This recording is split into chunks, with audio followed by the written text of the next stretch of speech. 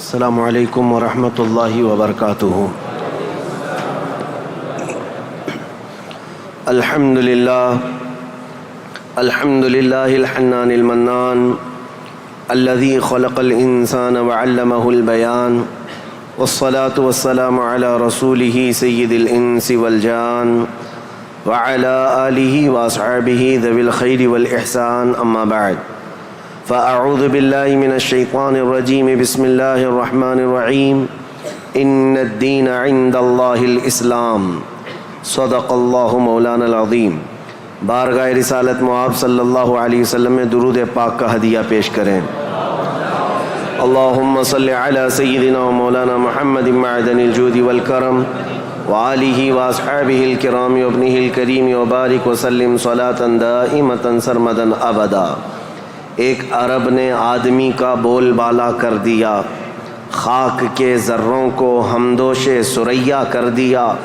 خود نہ تھے جو راہ پر اوروں کے ہادی بن گئے، کیا نظر تھی جس نے مردوں کو مسیحا کر دیا۔ آج سے میرے عزیزو ہمیں تاریخ اسلام سننی ہے۔ اسلام کی نشو و نما اور اس کی ترویج و اشاعت اس دن سے ہی شروع ہو چکی ہے جس دن سب سے پہلے انسان آدم علیہ السلام نے اس روئے زمین پر قدم رکھا ہے۔ لیکن آج کے دور میں ہم اسلام نام سے جس دین کو جانتے اور پہچانتے ہیں وہ میرے آقا صلی اللہ تعالیٰ علیہ وسلم کی شریعت طاہرہ ہے۔ اسلام کی تاریخ سننے سے پہلے ہمیں تھوڑا پیچھے کے تمام حالات بھی جاننا ضروری ہے، کیونکہ اسلام کی ترویج و اشاعت اور اس کی تبلیغ کے لیے جو زمین منتخب کیا اللہ رب العزت نے، وہ عرب کی زمین ہے۔ عرب دنیا کے جغرافیہ میں کیا حیثیت رکھتا ہے، اس کی سچویشن جو ہے وہ کتنی امپورٹنٹ ہے، وہ سمجھنا ضروری ہے۔ تو سنگلاخ زمین ہے، صحرا، پانی کی قلت، یہ تمام چیزیں عرب میں موجود ہیں، لیکن اسلام کی ترویج و اشاعت کے لیے اس زمین کو منتخب کیا گیا ہے۔ پہلی بات تو اگر میں اس تاریخ کی ابتدا کے لیے کہوں تو ظاہر سی بات ہے، کل ہم نے عرض کیا اسلام آدم علیہ السلام سے چلا، لیکن عرب کی سرزمین پر یہ دین ابراہیمی کے نام سے آیا۔ سب سے پہلے سیدنا ابراہیم خلیل اللہ علیہ الصلاۃ والتسلیم، اس وقت اللہ تبارک و تعالیٰ نے آپ کو مبعوث فرمایا جب دنیا میں کفر و شرک اور گمراہی و ضلالت پھیل چکی تھی، لوگوں میں کثرت سے اپنی عبادت کروانے کا رواج ہو چکا تھا۔ جیسے کہ نمرود کا زمانہ تھا، وہ طاقت و قوت کے بل بوتے اپنی عبادت کرنے پر لوگوں کو مجبور کرتا۔ اس دور میں سیدنا ابراہیم علیہ السلام تشریف لائے عراق بابل کے شہر میں، عراق کا ایک شہر بابل میں، اور وہاں سے آپ نے نور ہدایت کو منور کیا، ایک خدائے واحد کی عبادت کی طرف لوگوں کو بلایا۔ آپ کی آبادی دشمن ہوئی، خاندان دشمن ہوا، بادشاہ دشمن ہوا، بدلے میں آپ کو آگ میں جھونک دیا گیا۔ آپ وہاں سے نکل کر مصر چلے گئے۔ مصر کی سرزمین کو آپ نے اپنا جائے قیام بنایا، وہیں پر رہنے لگے۔ آپ کی شادی حضرت سارہ سے ہوئی، اولاد نہیں تھی برسوں تک۔ پھر حضرت ابراہیم علیہ الصلاۃ والتسلیم کی مخالفت میں بہت سارے لوگ تھے، حکمران تھے، بادشاہ تھے۔ ایک وقت ایسا آیا کہ مصر کا ایک بادشاہ جو آپ کی مخالفت میں بہت زیادہ آگے تھا، لیکن اللہ تعالیٰ نے اس کے سینے کو نور ہدایت سے روشن کیا، پھر وہ آپ کی عزت و تکریم کیا۔ پھر اس بادشاہ نے اپنی بیٹی ہاجرہ کو ابراہیم علیہ السلام کے ساتھ بیاہ کر دیا۔ شروع سے میں تاریخ میں چل رہا ہوں، سب کو ذہن حاضر رکھنا ضروری ہے کہ حضرت ابراہیم علیہ السلام کو حضرت ہاجرہ دوسرے نکاح میں آئیں، یہ بادشاہ کی بیٹی تھیں، اور ہوا یہ کہ دو بیویاں ایک گھر میں رہیں، معاملات الگ ہو جاتے ہیں۔ تو جب معاملات بدلنے لگ گئے تو حضرت ہاجرہ کہ گھر میں ایک بیٹا پیدا ہوا جو حضرت اسماعیل علیہ السلام ہے. تو حضرت ابراہیم علیہ السلام کو حکم الہی ہوا کہ اس ماں اور بیٹے کو الگ رکھا جائے اور پہلی بیوی کو الگ رکھا جائے. تو ابراہیم علیہ السلام حضرت سارہ کو مصر میں ہی چھوڑ دیے اور حضرت ہاجرہ اور حضرت اسماعیل علیہ السلام کو لے کر عرب کی سرزمین میں داخل ہوئے. یہاں سے عرب کی تاریخ شروع ہوتی ہے. عرب کی سرزمین کو آباد کرنے والے پہلے انسان ابراہیم علیہ السلام ہیں. عرب میں بھی ساری زمین کا انتخاب نہیں، عرب کا جو مرکزی علاقہ تھا وہ مکہ مکرمہ تھا. مکہ مکرمہ اور خانہ کعبہ جو آج جہاں پر ہے وہ دنیا کے مرکز میں واقع ہے، سینٹر میں واقع ہے. ابراہیم علیہ السلام وہاں تشریف لائے. اس وقت کوئی آبادی نہیں تھی، کسی کا گھر نہیں تھا، کوئی مکان نہیں. خانہ کعبہ پرانی شکل میں جو فرشتوں کا بنایا ہوا، آدم علیہ السلام کا بنایا ہوا، نوح علیہ السلام کا بنایا ہوا مٹی کی شکل میں موجود تھا. ابراہیم علیہ السلام وہاں پر اپنی بیوی اور اپنے بیٹے کو ایک چھوٹا سا گھر بنا کر دے دیتے ہیں، بغیر چھت کا مکان تھا. پھر اس کے بعد وہ وہاں سے چلے گئے، پھر دوبارہ آتے رہے جاتے رہے. اسماعیل علیہ السلام کی عمر جب سن بلوغت کو پہنچی تو ابراہیم علیہ السلام کو حکم ہوا کہ اس خانہ کعبہ کی تعمیر کی جائے. تو ابراہیم علیہ السلام نے اپنے بیٹے حضرت اسماعیل علیہ السلام کے ساتھ مل کر کے خانہ کعبہ کی تعمیر کی. آپ کو بانی کعبہ بھی کہا جاتا ہے. دو ہی باپ اور بیٹے نے مل کر پورے خانہ کعبہ کی تعمیر کی. اس کی دیواریں اونچی کی، جس کا ذکر قرآن پاک میں بھی موجود ہے. اس ایک پتھر پر کھڑے ہو کر کے آپ تعمیر کرتے تھے، جس کو آج مقام ابراہیم کہا جاتا ہے. پتھر جیسے جیسے دیواریں بلند ہوتی بلند ہو جاتا، جب آپ کے اترنے کا وقت ہوتا پتھر نیچے ہو جاتا. جب تعمیر مکمل ہو گئی خانہ کعبہ کی تو پھر ابراہیم علیہ السلام نے دعا کی کہ اللہ اس آبادی کو ہری بھری کر دے، شاد و آباد کر دے، اور یہاں رہنے والوں کو ہر قسم کے پھل اور میوہ جات سے تو ان کو رزق عطا فرما. آپ کی دعا قبول ہوئی. جو بے آباد علاقہ تھا، اب سنیں تاریخ کہاں سے شروع ہو رہی ہے. بے آباد علاقہ، کوئی آبادی نہیں تھی. ایک قبیلہ آیا جو تجارت کے لیے کہیں کا سفر کر رہا تھا. چونکہ وہاں پر زمزم کا کنواں بھی تھا. تاریخ میں آپ کو پتہ ہے حضرت اسماعیل علیہ السلام کی ایڑیوں سے زمزم کا کنواں نکلا، اور وہ پانی کا سوتا چشمہ ایسا تھا کہ کنٹینیو جاری، بلکہ آج تک جاری ہے. تو ایک قبیلہ وہاں سے سفر کر رہا تھا جس کو قبیلہ بنو جرہم کہا جاتا ہے. وہ وہاں کی خوبصورتی کو دیکھ کر، وہاں کے پانی کی فراوانی کو دیکھ کر وہیں پڑاؤ ڈال لیے اور وہیں رہ گئے، بس گئے. یہ پہلا قبیلہ ہے جو مکہ میں آباد ہوا، قبیلہ بنو جرہم.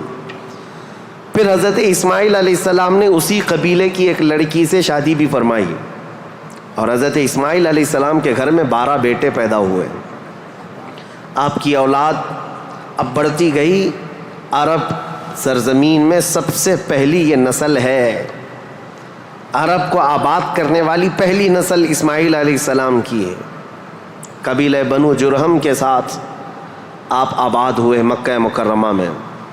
اب ان کی نسل اتنی بڑھتی گئی کہ اسماعیل علیہ السلام کے بیٹے تھے نابت. ان کے ہاتھ میں خانہ کعبہ کی تولیت آئی. خانہ کعبہ کی حفاظت اور اس کی ذمہ داریوں کا یہ سارا انتظام آپ کا تھا. چند دنوں کے بعد پھر ایسا ہوا کہ قبیلہ بنو جرہم کے لوگوں نے، جو حضرت اسماعیل علیہ السلام کے سسرال تھے، خانہ کعبہ کی تولیت پر انہوں نے قبضہ کر لیا. اسماعیل علیہ السلام کی اولاد نے کوئی بھی ان کے ساتھ جھگڑا نہیں کیا، کسی بھی طرح کا برا برتاؤ نہیں کیا، کیونکہ ننیال کے تھے. تو کئی سالوں تک قبیلہ بنو جرہم کا خانہ کعبہ پر قبضہ باقی رہا، لیکن انہوں نے بدعنوانیاں شروع کر دیں. خانہ کعبہ کے پاس لوگ جو دور دور سے آتے تھے دنیا میں، حاجی، اس وقت بھی ہر سال حج ہوا کرتا تھا، ان کے ساتھ برا سلوک کرنا، ان سے چڑھاوے لینا، ان سے زیادہ مانگ کرنا، یہ سب چیزیں ہونے لگی. تو پھر حضرت اسماعیل علیہ السلام کی اولاد نے دوبارہ خانہ کعبہ کی تولیت اپنے ذمے لے لی. تولیت کہتے ہیں ذمہ داری، جس سے متولی کہا جاتا ہے. جیسے مسجد کا متولی ہوتا ہے، تولیت اسی کو کہتے ہیں، خانہ کعبہ کی خدمت کی ذمہ داریاں۔ اب یہ زمانہ چلتا رہا، میں آپ کو پہلے یہ خاندانی معاملات بتا رہا ہوں، اس کے بعد پھر یہاں کے سیاسی حالات بھی بتاؤں اور پھر مذہبی حالات بھی آپ کو بتاؤں، تاکہ اسلام کی تاریخ کو سمجھنے کے لیے اس کا بیک گراؤنڈ بھی سمجھنا بہت ضروری ہے، پس منظر کیا تھا یہ معلوم ہونا ضروری ہے۔ اب اسماعیل علیہ السلام کی اولاد میں عدنان ایک شخص پیدا ہوئے جو آل اسماعیل میں بہت ہی معزز انسان تھے۔ اکثر صحابہ کرام کا اور خود رسول اللہ صلی اللہ علیہ وسلم کا نسب حضرت عدنان تک پہنچتا ہے، وہ ہمارے آقا صلی اللہ تعالیٰ علیہ وسلم کے جد امجد بھی ہیں۔ عدنان نے مکہ مکرمہ کی ذمہ داریاں سنبھالی اور اس کے بعد اب آبادی اتنی بڑھ گئی کہ ان لوگوں کو تجارت کے لیے اور اپنے معیشت کے لیے، اپنے معاش کے لیے دور دور جانا پڑا، مکہ چھوڑ کر کے باہر جانا پڑا، آبادی بڑھتی چلی گئی مکہ مکرمہ کی۔ اور اس کے بعد زمانے کے صبح شام گردش لیل و نہار جس کو کہتے ہیں، آتے گئے ایسے کہ آل اسماعیل علیہ السلام کی اولاد کا قبضہ یا ان کی خدمت کا معاملہ خانہ کعبہ پر ڈھیلا پڑتا چلا گیا۔ پھر کوئی دوسرا قبیلہ آیا، بنو خزاعہ، انہوں نے خانہ کعبہ کی تولیت اپنے حصے میں لے لی۔ اب جو اصل تاریخ شروع ہوتی ہے وہ میں بتانا آ رہا ہوں۔ تو برسوں برس اسی طرح سے گزرتے گئے اور پھر ایک شخص پیدا ہوئے جن کا نام فہر تھا۔ یہ اسماعیل علیہ السلام کے اولاد میں فہر نام ہے۔ فہر کا ایک لقب تھا قریش، اور یہیں سے قریش خاندان کی ابتدا ہوتی ہے۔ قریش ان کا لقب تھا اور اصل نام تھا فہر بن غالب۔ تو حضرت فہر جو رسول اللہ صلی اللہ علیہ وسلم کے پردادا ہوتے ہیں، یہ پیدا ہوئے اور ان کی اولاد ہوئی، اور اس کے بعد اب قریش خاندان کی ابتدا ہوئی، لیکن جگہ جگہ یہ لوگ منتشر ہو گئے، کچھ مکہ میں رہے، کچھ باہر رہے، لیکن خانہ کعبہ کی تولیت کی اور وہاں کا سارا قبضہ جو ہے بنو خزاعہ قبیلے کے ہاتھ میں تھا۔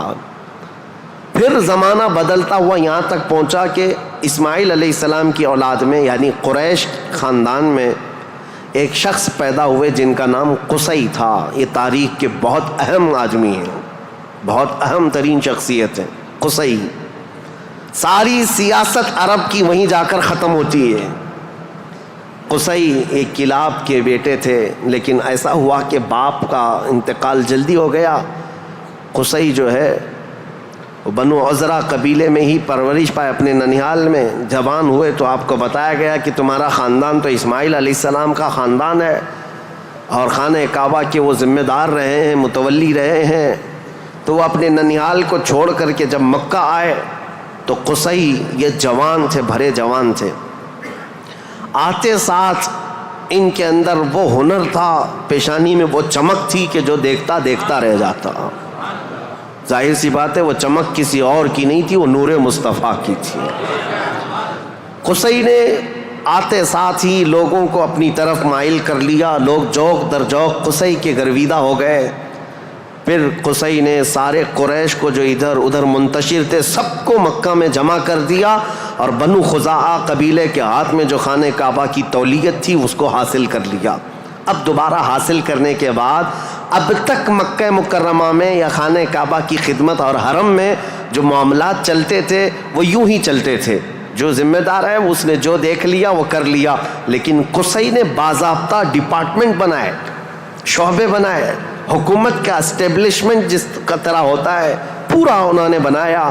انہوں نے ذمہ داریاں بانٹیں، سقایا، رفادہ، سدانہ، یہ سب نام رکھے گئے ہیں، یعنی انہوں نے شعبے ایسے بانٹ دیے، ڈپارٹمنٹ تبدیل کر دیے گئے کہ یعنی کئی قبیلوں کو جمع کیا مکہ میں اور کہا جب کبھی کہیں جانے کی ذمہ داری ہوگی، جھنڈا اٹھانے کی ذمہ داری، وہ ایک بہت اہم ذمہ داری ہوتی تھی، وہ ایک قبیلے کو سونپ دیا۔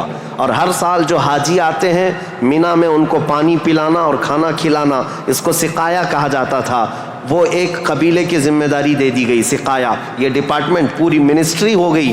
اور اس کے بعد رفادہ، یہ ایک ذمہ داری ہے جو حاجی آیا کرتے ان کو پیسوں کی ضرورت ہوتی، کہیں دور دراز سے سفر سے آئے ہوتے ان کی مالی مدد کی ضرورت ہوتی، وہ ایک خاندان کے ہاتھ میں دے دیا گیا۔ یہ رفادہ ایک منسٹری کا نام ہے، وہ اس منسٹری کے ذمہ دار ایک قبیلے کو بنایا۔ پھر اس کے بعد سدانہ، خانہ کعبہ کی حفاظت، اس کے غلاف کو تبدیل کرنا، اس کی چابی کی ذمہ داری، اس کو کھولنا بند کرنا، اس کی صفائی کرنا، وہ بھی ایک قبیلے کے ذمے میں دے دیا۔ وہ باضابطہ ایک منسٹری بنائی گئی، ایک وزارت تھی، اور اس کے علاوہ تقریباً انہوں نے 26 منسٹریاں بنائی تھیں، شعبے بنائے تھے۔ کون؟ حضرت قصی۔ یہ دنیا میں سب سے پہلے اس طرح شعبے جات کو تقسیم کر کے، جیسے ایک جمہوری نظام ہوتا ہے، ایک ڈیموکریسی نظام ہوتا ہے، اس طرح سے آپ نے بنایا۔ اور حضرت قصی کی یہ مہارت تھی کہ پورے عرب میں آپ کا، بلکہ ہر جگہ آپ کا چرچا ہونے لگا۔ اور حضرت قصی نے اس چیز کو اتنے اونچے لیول تک لے جا کر وہاں مکہ مکرمہ کو پوری دنیا میں متعارف کیا کہ لوگ یہاں کی خدمتیں دیکھنے کے لیے آیا کرتے تھے۔ ہر قبیلے کو الگ ذمہ داریاں تھیں، یہ تاریخ ہے۔ اس کے بعد قصی جلدی ہی انتقال کر گئے، حالانکہ ان کو زیادہ وقت نہیں ملا، ان کا زیادہ وقت نہیں تھا۔ ان کی شادی ہوئی، شادی ہونے کے بعد ان کے گھر جو بیٹے پیدا ہوئے ہیں وہ 2 بیٹے تھے، ایک عبد الدار اور ایک عبد مناف۔ قصی نے اپنی ساری ذمہ داریاں، اپنی جانشینی عبد مناف کو دے دیا۔ عبد مناف یہ بہت ہی پاکیزہ اخلاق کے انسان تھے اور لوگوں میں بہت ہی معزز تھے، مکرم تھے۔ عبد مناف کے ذمے میں جو کام آئے تھے وہ جس طرح ان کے باپ قصی نے بانٹے تھے۔ اس کے بعد عبد مناف کے بیٹے پیدا ہوئے جو عرب قبیلوں میں نہیں، قریش خاندان میں سب سے افضل انسان سمجھے جاتے تھے، وہ حضرت ہاشم ہیں۔ ہاشم، ان کا لقب ہاشم اس لیے تھا کہ یہ اتنے فیاض تھے، اتنے سخی تھے کہ اپنا مال کا اکثر حصہ پورا حاجیوں کو کھلانے میں تقسیم کرتے تھے۔ ایک بار عرب میں قحط پڑ گیا تھا، لوگ بھوکے تھے اور لوگوں کے پاس مال و دولت کی کمی بہت زیادہ آ گئی، تو حضرت ہاشم نے سال بھر روٹیوں کے ٹکڑے کر کے ان کو شوربے میں ڈبو کر لوگوں کو پیٹ بھر کر کھلاتے تھے، اس لیے آپ کا لقب ہاشم ہوا۔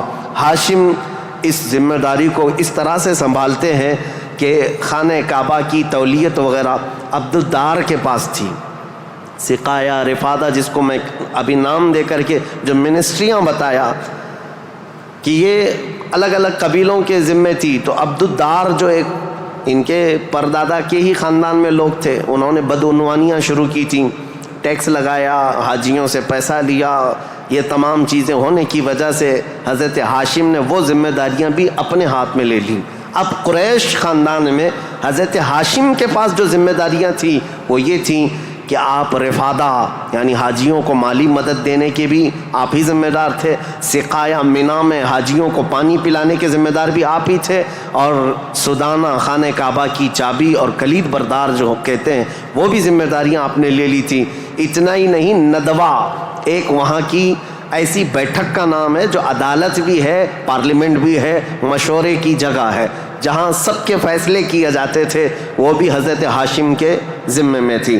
حضرت ہاشم، ان کا بھی معاملہ ایسا ہوا کہ انہوں نے شادی فرمائی اور ان کے ہاں ایک ہی بیٹا پیدا ہوا جن کا نام شیبہ تھا۔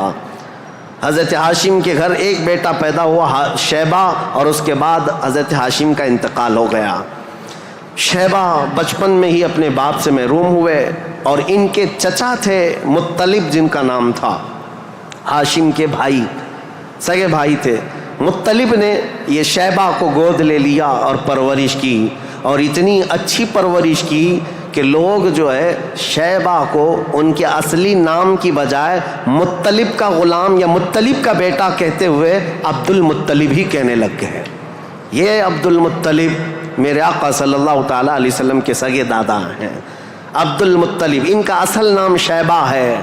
اب یہ خانہ کعبہ کی تولیت کی ذمہ داری سب سے لمبے عرصے تک سنبھالنے والے یہی ہیں، کافی لمبا ٹائم ان کو ملا۔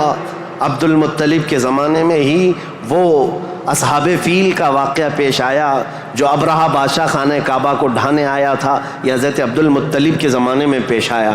حضرت عبد المطلب کے بھی تقریباً کافی اولاد ہوئیں، بیٹے ہوئے 12 کے قریب ان کی بھی اولاد ہوئیں. آپ نے ایک منت مانی تھی کہ اگر میں اپنے سارے بچوں کو جوانی کے حالت میں دیکھ لوں تو ان میں سے ایک بیٹا اللہ کی راہ میں قربان کر دوں گا. جب سارے بچے آپ کے جوان ہو گئے تو حضرت عبد المطلب خانہ کعبہ کے پاس گئے اور اس کے بعد آپ نے قرعہ اندازی کی اپنے بیٹوں کے نام نکال کر کے کہ کس بیٹے کا نام نکلے گا جس کو قربان کیا جائے.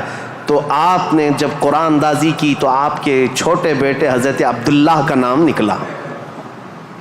قربانی کے لیے حضرت عبداللہ کا نام نکلا.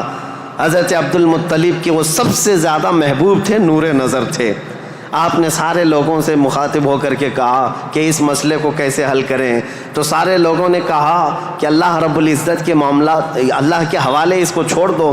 پھر آپ نے خواب میں دیکھا کہ اس کا معاملہ ایسا ہے کہ اپنے اس نور نظر محبوب بیٹے کی قربانی کی بجائے ان کی جگہ 100 اونٹ قربان کر دیے جائیں.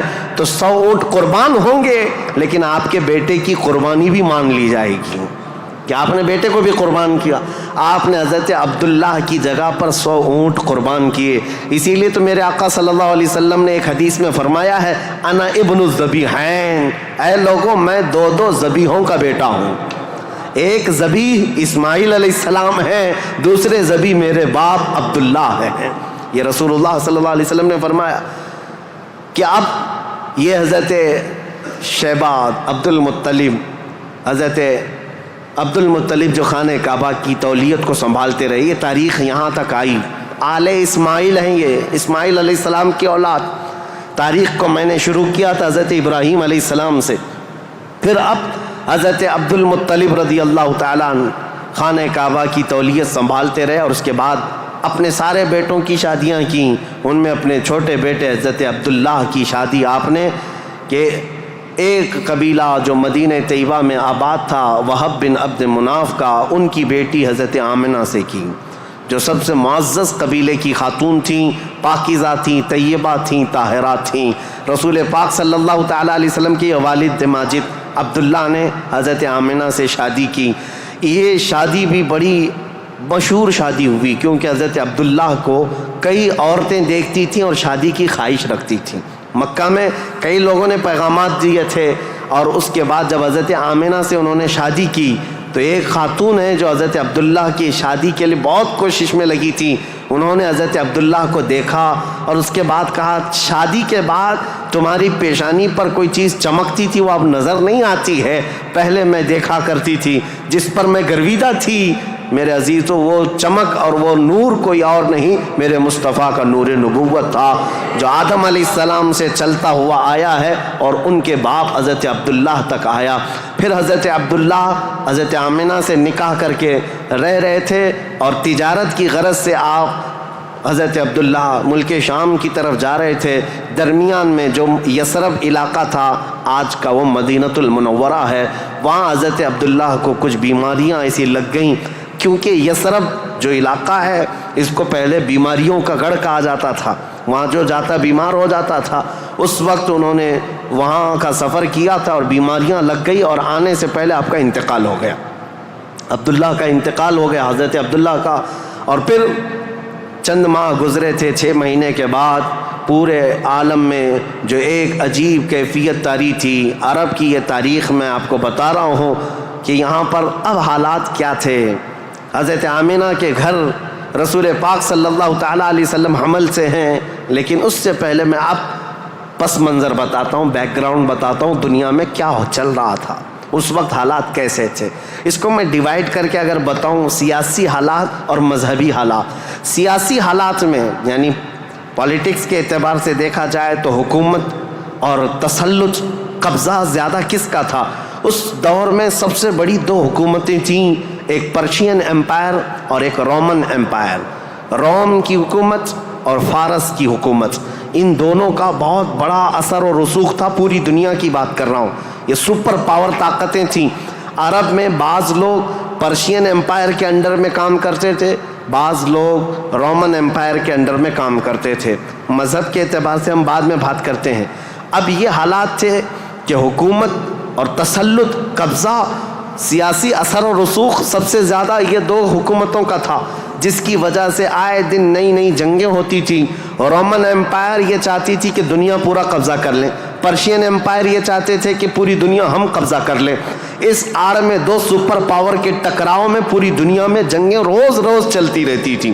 یہ حالات تھے سیاسی. عرب لوگوں کی خود کی کوئی حکومت نہیں تھی، ان کی خود کی کوئی حکومت نہیں تھی، لیکن وہی مکہ مکرمہ سے جو ان کے خاندانی حالات کی سرداری چلتی تھی بس. لیکن دنیاوی حکومت کے اعتبار سے یہ لوگ پرشین ایمپائر کے انڈر میں کام کرتے تھے یا پھر رومن ایمپائر کے انڈر میں کام کرتے تھے. یہ دو طرح کی حکومتیں چل رہی تھیں. اب مذہبی حالات کے اعتبار سے دیکھا جائے تو میں 4 حصوں میں تقسیم کرتا ہوں پوری دنیا کو. 4 حصوں میں فارس، جس کو آج پرشیا کے ہیں آپ، ایران جو آج کے دور کا ہے، اس کی سرحدیں اور بھی بڑی تھیں، بلند تھیں. پرشیا یا جس کو اس وقت پرشین ایمپائر کہا جاتا ہے. مذہبی حالات کیا تھے ان کے؟ مذہبی حالات اتنے خطرناک تھے کہ ان کے ہاں شروع سے کبھی ایک خدا کا تصور آیا ہی نہیں. یہ شرک میں ہی مبتلا رہی قوم ہے. ہمیشہ بتوں کی، ہمیشہ آگ کی پرستش کرنے میں سب سے زیادہ مشہور قوم ہے یہ پرشیا کے لوگ، یعنی فارس کے لوگ. آگ کی پوجا میں ان کا کوئی نام ثانی نہیں تھا. 1000 سال تک ایک آگ کو بجھنے نہیں دیتے تھے لوگ. اس طرح کئی بت کدے تھے، کئی آتش کدے تھے. یہ فارس کے علاقے میں یہ حالات تھے کہ ایک خدا کا تو تصور ہی نہیں تھا، اور غلبہ ایسا تھا کہ جو حاکم ہوتا تھا اس کی عبادت کی جاتی تھی، جو مال والا ہے اس کے سامنے سجدے ہوتے تھے، جس کی طاقت ہے اس کے سامنے جھک جائے. یہ حالات پرشیا کے تھے. اور روما کے حالات کیا تھے؟ جو رومن ایمپائر ہے روم، یہاں پر عیسائی زیادہ طور پر آباد، اس زمانے میں بھی تھے، پہلے سے بھی، کیونکہ عیسیٰ علیہ السلام کے بعد ان کے حواریوں کے ذریعے سے جو دین پھیلا وہ روما میں زیادہ تھا، جو آج کا اٹلی ہے، یونان ہے اور جورجیا وغیرہ کے علاقے آج یہ سب رومن ایمپائر کے انڈر میں تھے، اور یہاں عیسائی زیادہ تھے. لیکن ایسے عیسائی کہ اصل عیسائی دین کو انہوں نے مسخ کر دیا تھا، ختم کر دیا تھا. جو دین الہی تھا، اللہ کا دین تھا، عیسیٰ علیہ السلام جو لائے تھے، اس کو انہوں نے اتنا خلط ملط کر دیا تھا کہ عیسیٰ علیہ السلام کے جگہ جگہ مجسمے، اسٹیچو بنائے ہوئے تھے. مریم علیہ السلام، سیدہ مریم رضی اللہ تعالیٰ عنہا کو انہوں نے ساتھ میں پوجنا شروع کر دیا. تثلیث کا عقیدہ، ٹرائنیٹی جس کو یہ کہتے ہیں، 3 خداؤں کا تصور ان کے گھر میں رواج پا گیا تھا. پورے روما میں یہی تھا. ایک خدا کی عبادت یہاں بھی ختم تھی. 2 بڑی طاقتوں کے انڈر میں شرک اور بت پرستی اور کفر بہت سر چڑھ کر بول رہا تھا. یہاں اللہ کو پہچاننے والے اور اللہ کی عبادت کرنے والے تقریباً ناپید ہو چکے تھے.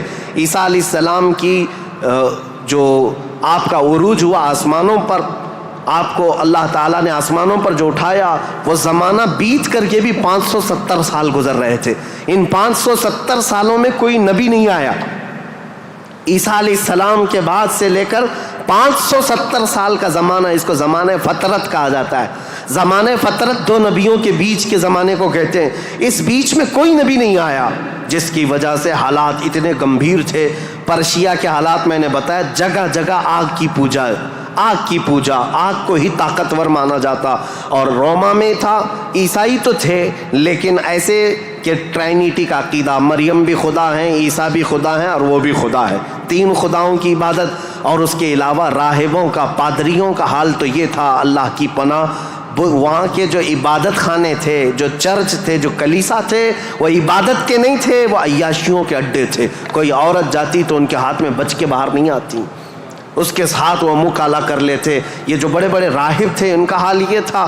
اور وہ سیاست میں بھی اس طرح ملوث تھے کہ جب تک کنیسہ میں یعنی چرچ میں کوئی شخص مال نہ لا کر کے دے، اس کے لیے بددعائیں کرتے تھے، اس کی تباہی کا انتظام کرتے، بلکہ فوج کی سرکشی کے ساتھ ایسے لوگوں کو مار کر ختم بھی کر دیتے تھے. اور اس کو کہتے تھے کہ یہ جس کو جس طرح آج ہم یہاں پر دیکھ رہے ہیں دھرم دروہی ہے، دین چھوڑا ہوا آدمی ہے.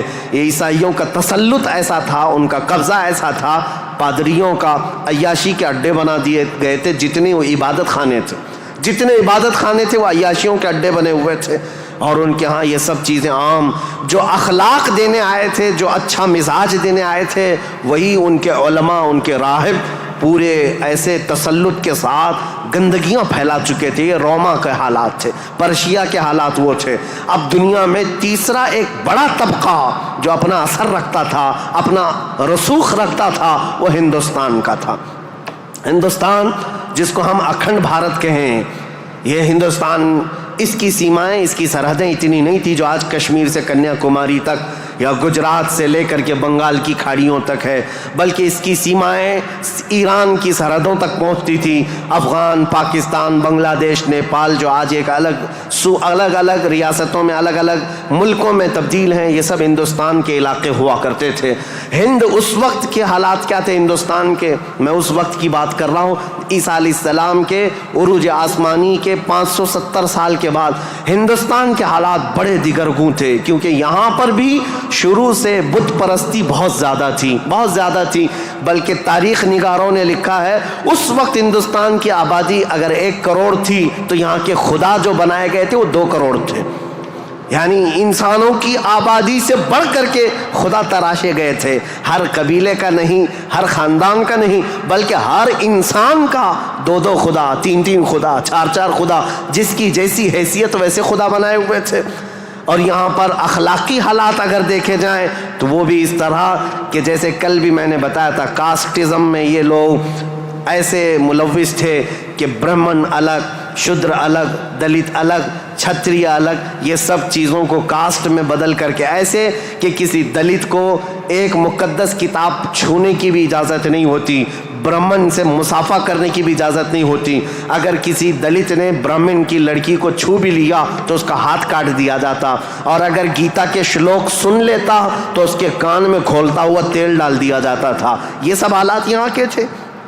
یعنی اخلاقی پستی, اخلاقی گراوٹ یہاں پر بھی تھی.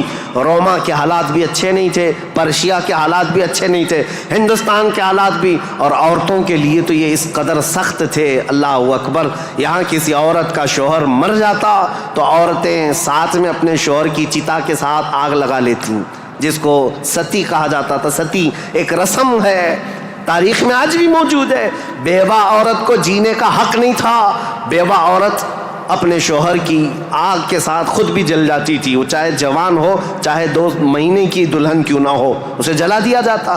چند سالوں کے بعد پھر جلانے کا رواج ختم ہوا, پھر بیوہ عورت کو جنگلوں میں بھیج دیا جاتا کہ وہ وہاں رہے, وہیں آباد رہے. اس کا گھر میں آنا اب شگن, آج تک یہ بری روایت موجود ہے. جاہلوں کے آج بھی پائی جاتی ہے, غیر مسلموں کے ہاں کہ اگر کوئی بیوہ عورت اچھے تقریبات میں شامل نہیں ہو سکتی, اچھے فنکشنز میں نہیں آ سکتی, کھانے پکانے کے وقت نہ آ جائے, یہ اب شگن ہو جائے. عورت اگر حیض اور نفاس کے عالم میں ہو تو اس وقت تو اس کے ساتھ جانوروں سے بدتر سلوک ہوتا. اس کا گلاس الگ, اس کا برتن الگ, اس کا کھان پان الگ, بلکہ جانوروں کا جس طرح سے الگ رکھا جاتا تھا عورت کا بھی الگ رکھا جاتا تھا. عورت کو پستی کی طرف دھکیل دیا گیا تھا. یہ تاریخ یہاں کی تھی, ہند کی. 3 بڑے طبقے دنیا کے میں بتا رہا ہوں, ایک روما میں, ایک پرشیا میں, ایک ہندوستان میں. اخلاقی پستی اس قدر تھی, کفر و شرک غالب تھا, اور اس کے علاوہ اب چوتھی ایک قوم بچتی ہے. ان سب کے بیچ میں اگر کوئی تھوڑی بہت شدھ بدھ رکھتی تھی, کوئی تھوڑا بہت اچھا مزاج رکھتے تھے, تو اس زمانے میں عزت تھی, تو وہ بنی اسرائیل کی تھی جو یہودی تھے, بنی اسرائیل. لیکن ان کے حالات ایسے تھے کہ غرور اور گھمنڈ ان کو اتنا تھا کہ وہ یہ کہتے تھے کہ پوری روئے زمین پر سب سے افضل لوگ ہم ہیں, اللہ کے محبوب ہم ہیں, اللہ کے بیٹے ہم ہیں, ہم کو اللہ کبھی عذاب نہیں دے گا, کبھی اللہ ہم کو آگ نہیں دکھائے گا.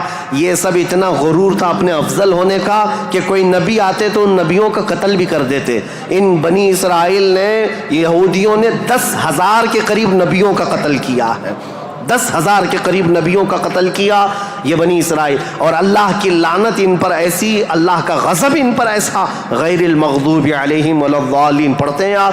اور قرآن پاک میں اللہ تعالیٰ نے فرمایا ہے کہ اللہ وباءوا بغضب من اللہ, وہ اللہ کے غضب کے ساتھ لوٹی ہوئی قوم ہے.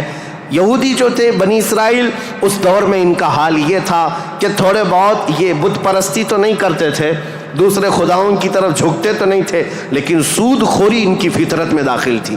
سود اتنا کھاتے تھے کہ کسی بھی غریب کی زندگی تباہ و برباد کر دیتے. سود کا نظام سب سے زیادہ یہ یہودیوں کی طرف سے، اور آج بھی پوری دنیا کو کریڈٹ کے پلیٹ فارم پر لا کر کھڑا کرنے والی قوم کوئی اور نہیں، یہ اسرائیلی ہیں، یہ یہودی ہیں. پوری دنیا کو کریڈٹ بانٹ کر کے، ان کو قرضہ دے کر کے، ادھار دے کر کے اس پر نفع لینا، اس پر انٹرسٹ کمانا، یہ یہودی فطرت میں داخل تھا. اور یہ سود کی لعنت ان کے ساتھ آج سے نہیں پہلے سے ہے. اس کو حلال سمجھ کر کے کھاتے ہیں، اس کو ترہ امتیاز سمجھتے ہیں، اور یہ سمجھتے ہیں یہ ہماری عقل مندی ہے، ہماری دانائی ہے کہ ہم پوری دنیا کا مال اپنی طرف کھینچ لیتے ہیں. اس کو وہ اپنی عقل مندی سمجھتے ہیں، جبکہ اللہ کا غضب ہے ان کے ساتھ. یہ چوتھی قوم تھی جو برائیوں میں ملوث تھی، سود خوری میں ملوث تھی، نبیوں کا قتل، بلکہ کتابوں کو یوں پھینک دیتے، اگر ان کے مزاج کے مطابق کوئی مسئلہ نہیں ملتا تو پھینک دیتے اور کہتے یہ کتاب اللہ کی ہے نہیں. تورات کو نہیں مانتے، تلمود کو نہیں مانتے، جس کو آج اولڈ ٹیسٹمنٹ کہا جاتا ہے، یا بائبل کو نیو ٹیسٹمنٹ جو انجیل ہوا کرتی، ان کتابوں کو پھینک دیتے. ان کے مزاج کے مطابق اگر آیتیں ملتی تو ٹھیک ہے، نہیں تو پھینک دیتے. یہ چوتھی قوم تھی. اب دنیا کی یہ حالات تھے، دنیا میں یہ حالات جہاں جہاں دیکھیں عورتوں کا استحصال یا پھر زنا، شراب نوشی، یہ سب عروج پر تھے. روما میں، پرشیا میں، ہندوستان میں اور بنی اسرائیل یہودیوں کے درمیان. اب جو پانچویں قوم الگ بنتی ہے وہ عرب کی سرزمین پر تھی. عرب لوگ تھے، عرب جو آل اسماعیل ہیں، اسماعیل علیہ السلام کی اولاد. یہ آئے تھے اللہ تعالیٰ کے منتخب زمین پر، لیکن کثرت سے ان کے ہاں بھی برائیاں گھر کر گئی تھیں. یہ ایسے ہو گئے تھے کہ ان کے ہاں بتوں کی تراشنے کی عادت بڑھ گئی. انہوں نے اپنے ہاتھوں سے خدا بنا لیے تھے. خانہ کعبہ جو مرکز تھا وحدانیت کا، اس خانہ کعبہ کے اندر بھی انہوں نے بت رکھ دیے تھے. اور خانہ کعبہ کی چھت پر ایک بت ہوا کرتا تھا جس کا نام حبل تھا، ایک بت تھا جس کا نام عزا تھا. اس کی پوجا کرنا تو حج کے ارکان میں شامل کر دیا تھا، حج کے ارکان میں تھا عزا کی پوجا کرنا. یہ حبل وہاں پر تھا. لات ایک بت کا نام تھا، عزا تھا، منات تھا. یہ سب بتوں کے نام ہیں جو انہوں نے کوئی صفا مروہ پر رکھ دیے تھے، کچھ کو خانہ کعبہ کی چھت پر رکھا تھا، کچھ کو دروازے کے اندر رکھا تھا. طواف کرتے تھے ان بتوں کے سامنے آ کر کے، ننگے طواف کرتے تھے، بغیر کپڑے کے خانہ کعبہ کا طواف کرتے، ایک ہاتھ آگے اور ایک ہاتھ پیچھے رکھ کر کے. مرد ہو کہ عورتیں ہو، اس طرح سے وہ خانہ کعبہ کا طواف کرتے. یہ برائیاں ان کے ہاں بہت اخلاقی پستی میں گرتے چلے آئے. اور اس کے بعد یہ بت پرستی اتنے عروج پر ہو گئی، اتنے عروج پر ہو گئی کہ یہ اپنے خداؤں کے چڑھاوے اتنے چڑھاتے تھے. دور دراز سے لوگ آتے تھے تو سال میں ایک مرتبہ ان خداؤں کے نام پر انسانوں کی بلی بھی چڑھتی تھی. کوئی جوان منتخب کر لیا جاتا اور وہ خوشی سے تیار ہوتا، اپنی گردن اس کی رکھ دی جاتی، مینا کی وادی میں اس کو ذبح کر دیا جاتا، کاٹ کر کے اس کا خون بتوں کو لگا دیا جاتا. اور یہ کہتے کہ ہم مقرب ہو رہے ہیں، ہم مکرم ہو رہے ہیں، ہم عزت والے ہو رہے ہیں. یہ تمام چیزیں تھیں. اور اس کے علاوہ ان کے ہاں شراب بہت زیادہ عام تھی. چوری کرنے والے کچھ قبیلے خاص تھے عرب میں، اور ان کا پیشہ ہی تھا راستے پر رکنا اور جاتے آتے قافلوں کو ڈاکہ زنی کرنا اور مال لوٹنا. اور اس کے علاوہ عورتوں کے لیے ان کے ہاں بھی اچھے حالات نہیں تھے. عورتوں کو تو مشین سمجھتے تھے. شادی کا کوئی ایک سسٹم نہیں تھا. کوئی مرد چاہے تو 100 رکھ لے، کوئی 50 رکھ لے، کوئی 60 رکھ لے. نہ شادی کا کوئی سسٹم ہے، جتنی عورتیں چاہے وہ رکھ سکتا تھا. اور پھر اس کے علاوہ عورتوں کے ساتھ سارا سلوک تو تھا ہی، لیکن وہ ایسے بدبخت تھے کہ بیٹی کے پیدا ہونے پر ناک بھون سکیڑتے تھے. بلکہ کئی ایسے عرب قبیلے تھے جو بیٹی کے پیدا ہوتے ہی اس کی گردن مروڑ کر کے اس کو زندہ دفن کر دیتے تھے. یہ عرب کی سرزمین پر پائے جانے والی چیزیں. شراب کو 60 سال 70 سال پرانی شراب جمع کر کے پینے کو فخر محسوس کرتے. اور جوا ایسے کھیلتے تھے، ایسے کھیلتے، حرم کی سرزمین پر جوا کھیلتے. اور بازی میں کیا کیا لگاتے. بازی میں صرف پیسہ نہیں لگاتے، اپنی عورتیں بھی بازی میں ہار دیتے تھے. کوئی جوے میں کسی کی عورت جیت لیتا، کسی کی بیٹی جیت لیتا، کوئی کسی کی بہن جیت کر کے آتا. یہ قمار بازی، یہ جوا بازی اس قدر عام تھی. میں نے دنیا کے یہ سطحی حالات مختصر انداز میں آپ کے سامنے رکھے. سیاسی حالات میں اثر و رسوخ 2 طاقتوں کا تھا، پرشین امپائر اور رومن امپائر. مذہبی حالات میں الگ الگ تھے. ہندوستان کے حالات کیا تھے اور پرشیا کے، روما کے، اسرائیل کے. اسرائیل اس وقت تھا نہیں، اگرچہ بیت المقدس ان کے ہاتھ میں نہیں تھا، لیکن یہ جگہ جگہ بکھرے ہوئے لوگ تھے یہودی، ان کے حالات بھی اچھے نہیں تھے. عربوں کے حالات بھی اچھے نہیں تھے. یہ اس قدر کفر و شرک کے مینارے بلند تھے. اللہ کہنے والی قوم پوری دنیا میں ڈھونڈنے پر بھی کہیں نہیں تھی. ایک خدا کی عبادت کرنے والی مجموعی طور پر کوئی قوم آباد نہیں تھی. ایک قائد کے اندر، ایک امام کے پیچھے چلنے والی قوم کہیں نہیں تھی. ہر ایک نے اپنے خدا بنائے. کچھ لیڈروں کی پوجا، کچھ حکمرانوں کی عبادت. کچھ جگہ پر ایسے حالات ہندوستان میں تھے کہ اپنے ہی آلہ تناسل کی پوجا کرنے، عورتوں کی شرمگاہوں کی پوجا، مردوں کی شرمگاہوں کی پوجا جو آج تک چلی آ رہی ہے. یہ اس قدر گرے ہوئے حالات تھے کہ چوہے سے لے کر بلی تک، بلی سے لے کر سانپ بچھو تک کوئی خدا ہونے سے بچ نہیں سکا ان کے ہاتھوں میں. سب خدا بنا لیے. ان کثیر گمراہیوں کے حالات میں بتاؤ میرے عزیزو، مشیت ایزدی کو جلال آ ہی گیا. رب ذوالجلال کے رحمت میں جوش تلاطم آ ہی گیا. جب حالات اس قدر دیگرگو خراب تھے تو پھر رب ذوالجلال نے اس زمانے فطرت کو ختم کرتے ہوئے عیسیٰ علیہ السلام سے جو زمانہ چل رہا تھا، 570 سال گزر گئے، اللہ نے کوئی نبی نہیں بھیجا. حالات جب اس قدر خراب ہو گئے، رب ذوالجلال کی مشیت کو، اس کی رحمت کو جوش آیا. پھر مولا نے مکہ مکرمہ کی سرزمین کو منتخب کیا، اور پھر اللہ نے اس سرزمین کو منتخب کرتے ہوئے عظیم خاندان قریش کو منتخب کیا. قریش کے خاندان میں سے اللہ نے بنو ہاشم کو منتخب کیا. بنو ہاشم سے عبد المطلب اور عبداللہ کے گھر کو منتخب کیا. عبداللہ کے گھر سے بی بی آمنہ کے بطن کو منتخب کیا. اور پھر رب ذوالجلال نے تاریخ کی ان کالے اندھیروں کو ہمیشہ کو ختم کرنے کے لیے بی بی آمنہ کے بطن سے 12 ربیع الاول کو نور نبوت کو ظہور فرمایا، نور نبوت کو ظاہر فرمایا. تاریخ کا یہ وہ دن ہے جو پوری دنیا کا انقلاب لا چکا تھا.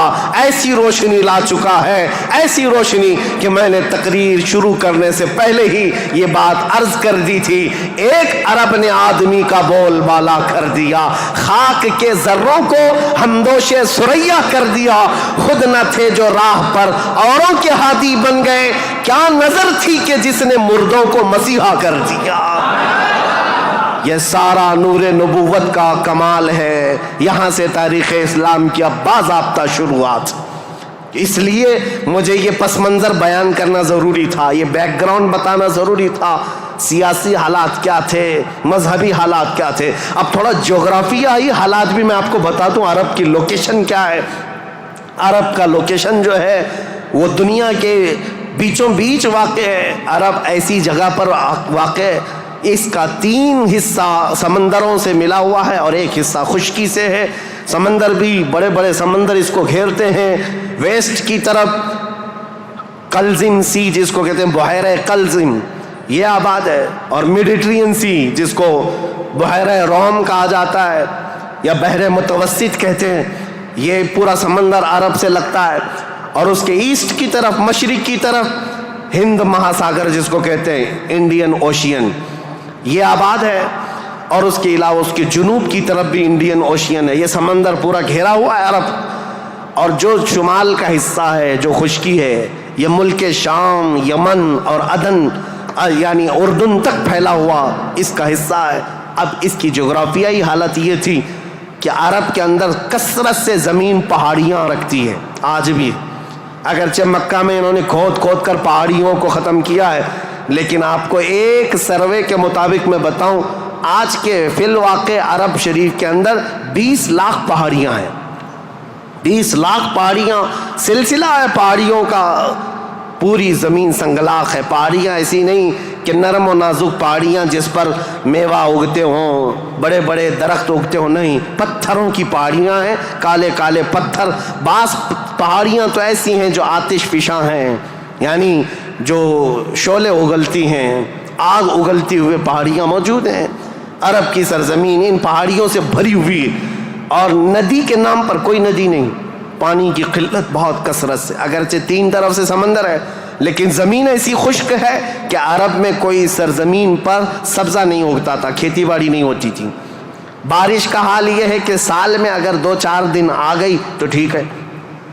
ہمارے ہاں تو باضابطہ موسم چل رہا ہے، وہاں موسم آیا ہی نہیں کرتا، کبھی بوندا باندی ہو گئی. یہ برسوں سے ہے. عرب کی سرزمین خشک ہے اور ہوا اور وہاں کی فضا کے اعتبار سے نہایت ہی گرم مانی جاتی ہے، گرم مانی جاتی ہے. آج اس سال ہم لوگوں نے حج کی سعادت جو حاصل کی، عرفات کے میدان میں 48 ڈگری چل رہی تھی گرمی.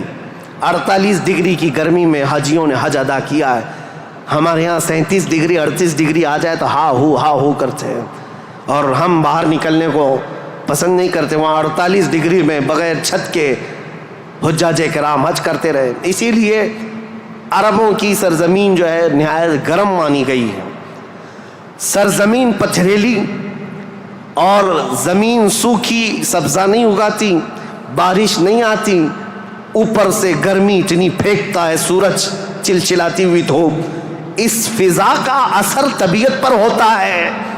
آپ یہ سوچ رہے ہوں گے کہ یہ ویدر بتانے کی ضرورت آج کیا ہے؟ ضرورت ہے. موسم کے اعتبار سے انسانوں کی طبیعت میں فرق آتا ہے. جیسا موسم ہوتا ہے انسانوں کی طبیعت میں اثر پیدا ہوتا ہے. زمین کا بھی اثر ہوتا ہے، مٹی کا اثر ہوتا ہے، موسم کا اثر ہوتا ہے. عرب میں کثرت سے پہاڑیاں، سخت قسم کے پتھر، آج کی ہائی ٹیکنالوجی کے بڑے بڑے بلڈوزر لگ جاتے ہیں، مہینوں تک کھودتے ہیں تو تھوڑا بہت حصہ بھی کٹ نہیں پاتا. ہم تو تقریباً 10 سال سے ایک پہاڑ کو کھودتے ہوئے دیکھ رہے ہیں، ابھی بھی عرب میں وہ کھود ہی رہے ہیں بلڈوزر. جبکہ ان لوگوں کے ہاں ٹیکنالوجی ہمارے ہاں کی طرح کی نہیں ہے.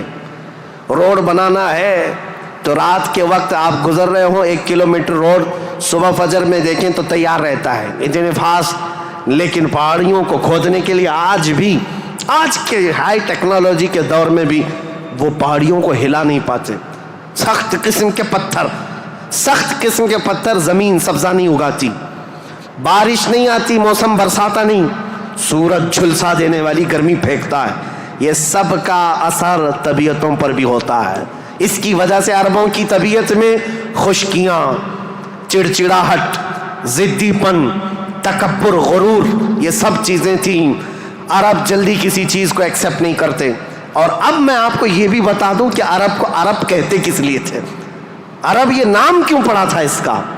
یہ انسانوں کی طبیعت کے حساب سے میل کھاتا ہے، اس لیے میں عرض کر رہا ہوں عرب نام کیوں رکھا گیا. عرب کس کو کہتے ہیں؟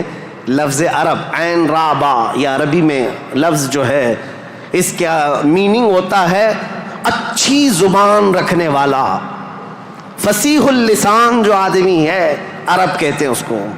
یہ عرب اپنے آپ پر اتنا غرور رکھتے تھے، وہ کہتے تھے کہ پوری دنیا میں اگر سب سے اچھی زبان ہے تو ہماری ہے، باقی کو عجم کہتے ہیں. عجم کا مطلب ہوتا ہے گونگا، وہ ہم سب کو گونگا کہتے ہیں. سارا عجم ہے، عرب کو چھوڑ کر کے جتنا ہے وہ سب عجم ہے. فارس عجم ہے، ہند عجم ہے، افریقہ عجم ہے، امریکہ عجم ہے. عجم کا مطلب گونگے. عرب لوگ اپنے آپ کو صرف زبان والا کہتے اور باقی پوری دنیا کو گونگا سمجھتے تھے. تو یہ نخوت جو تھی، یہ بڑاپن جو تھا، یہ تکبر جو تھا، وہ وہاں کے موسم کے اعتبار سے پتھریلی زمین کی وجہ سے ان کی طبیعتوں میں گھر کر گیا تھا، جلدی ایکسیپٹ نہیں کرتے. ایسے سخت دلوں کے اندر اور ایسے سخت قوم کے اندر اسلام کا نور ظاہر کرنا یہ کوئی عام بات نہیں تھی، عام بات نہیں تھی. اللہ رب العزت کی مصلحت اور اس کی حکمت بالغہ کو دیکھیں.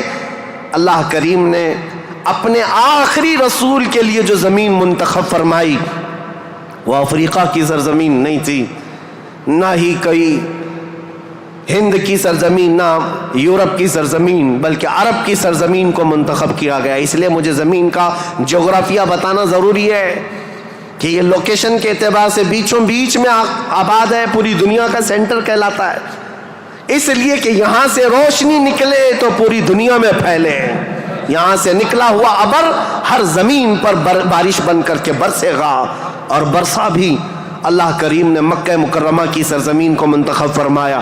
طبیعتیں کیسی تھی، اکھڑ مزاج لوگ تھے، ان کے درمیان میرے آقا کو پیدا کیا. اللہ نے اور رسول کریم صلی اللہ تعالیٰ علیہ وسلم جس دن پیدا ہوئے یہ بی بی آمنہ کا گھر تھا، اور رسول کریم صلی اللہ تعالیٰ علیہ وسلم یتیمی کی حالت میں پیدا ہوئے ہیں، باپ نہیں ہیں، ماں پرورش کرتی رہی۔ عربوں کے رواج کے اعتبار سے دادا کی شفقت بہت زیادہ تھی اپنے پوتے پر، کیونکہ بیٹے عبداللہ بہت محبوب نظر تھے، بڑے پیارے تھے، لیکن جب جوانی میں انتقال کر گئے تو حضرت عبد المطلب کو اس کا بڑا صدمہ تھا کہ میرا سب سے محبوب بیٹا عبداللہ مدینے میں انتقال کر گیا، تو اپنی بہو حضرت آمنہ اپنے پوتے حضور اکرم صلی اللہ تعالیٰ علیہ وسلم کی پرورش میں جی جان لگا دیا، اتنا لگا دیا۔ آپ کو پتہ ہے میرے آقا صلی اللہ تعالیٰ علیہ وسلم کا نام پاک آج کروڑوں مسلمانوں کی آنکھوں کا تارا ہے۔ حضور کا نام جیسے ہی ہم محمد نام لیتے ہیں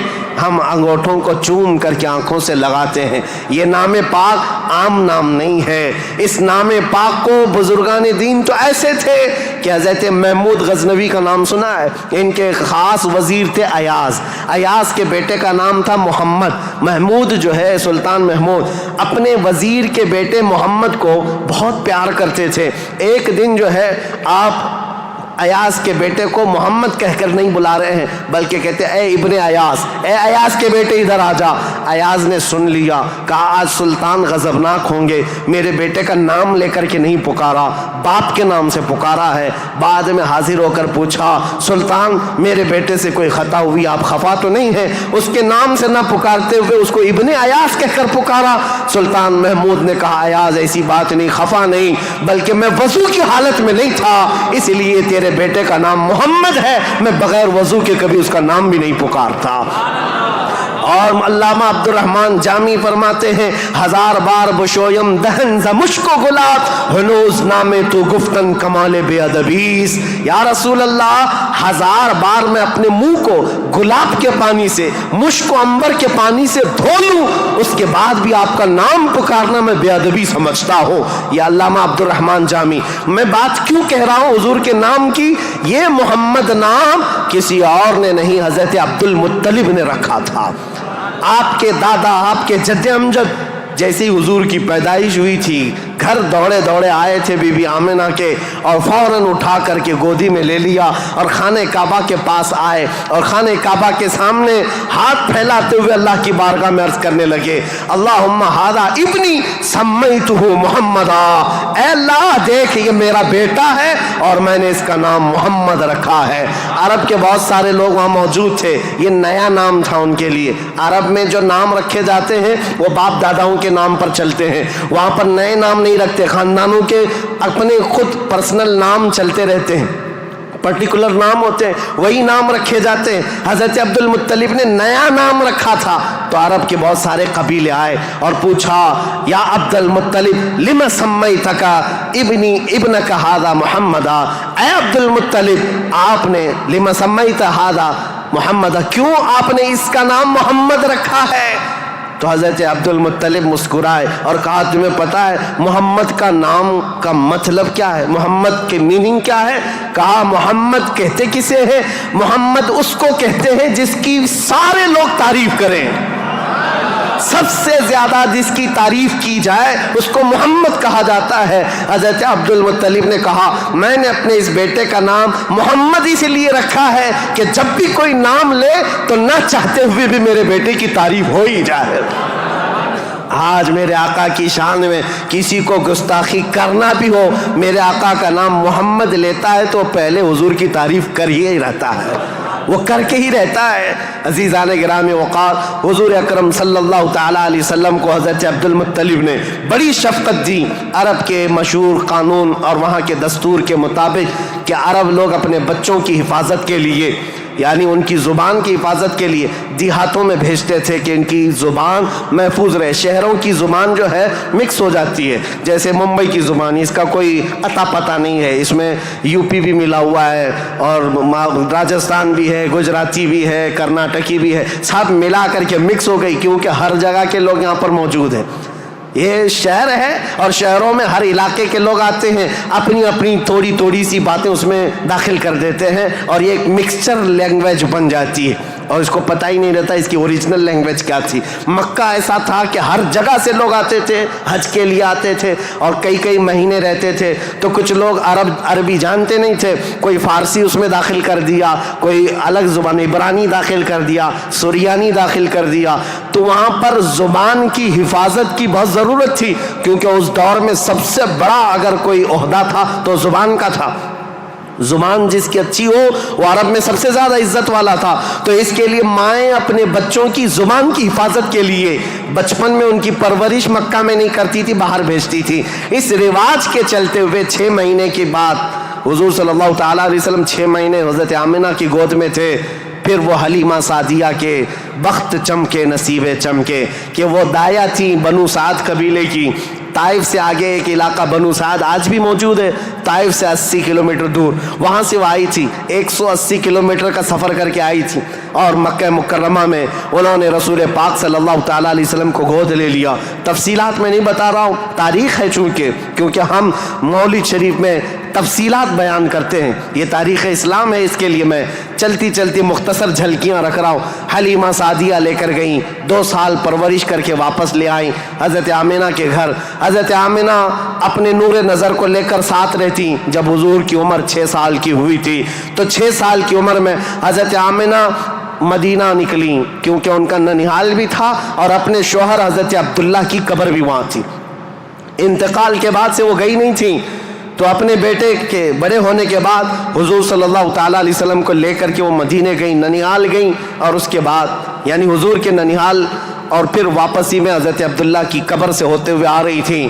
وہاں کی بیماریاں حضرت آمنہ کو بھی جکڑ لیں، ایسی بیمار ہوئیں کہ ابوا ایک جگہ ہے بدر کے قریب، ابوا مدینہ اور مکہ کے بیچ میں، حضرت آمنہ وہ زیادہ دیر آگے چل نہ سکیں، وہیں پر آپ کی وفات ہو گئی۔ حضور پاک صلی اللہ علیہ وسلم کی عمر پاک 6 سال کی ہے۔ خود رسول محترم صلی اللہ علیہ وسلم نے اپنے ہاتھوں سے اپنی ماں کو دفن کیا۔ حضور کے ساتھ اس وقت آپ کے والد کی ایک کنیز تھیں ام ایمن، یہ ساتھ رہتی تھیں۔ اور بس حضور صلی اللہ تعالیٰ علیہ وسلم واپس مکہ جب آئے، حضرت عبد المطلب کو جیسے پتہ چلا کہ حضرت عبداللہ کی بیوی آمنہ بھی انتقال کر گئیں، وہ فرط غم میں، جوش غم میں حضور صلی اللہ تعالیٰ علیہ وسلم کو ایسے قریب کر لیے کہ ایک لمحے کے لیے بھی اپنے آنکھوں سے اوجھل نہیں ہونے دیتے۔ لیکن ہوا کیا، مشیت ایز دی جو چاہے۔ 8 سال کی عمر تھی میرے آقا کی، دادا حضرت عبد المطلب بھی فوت ہو گئے۔ یہ دور گزرتا گیا، دادا حضرت عبد المطلب نے اپنے انتقال سے پہلے اپنے بیٹے حضرت عبداللہ کے سگے بھائی جناب ابو طالب کے حوالے کر دیا تھا اپنے اس پوتے کو۔ حضور صلی اللہ تعالیٰ علیہ وسلم کو جناب ابو طالب کے حوالے کر دیا اور کہا کہ تم اس کی نگرانی کرنا۔ تو جناب ابو طالب نے ایسی نگرانی کی کہ ابو طالب کے گھر میں بیٹے تو ہوئے، ان کے بیٹے عقیل ہیں، ان کے بیٹے جعفر ہیں، ان کے بیٹے حیدر کرار، علی و مرتضیٰ ہیں، لیکن حضور صلی اللہ تعالیٰ علیہ وسلم کی پرورش میں ایسا کمال کا کردار ادا کیا کہ اپنے بیٹوں کو بھی کچھ نہیں سمجھتے حضور کے آگے، حضور اکرم صلی اللہ علیہ وسلم کے آگے۔ ایک روایت جو ہے بدن میں رونگٹے کھڑے کر دیتی ہے۔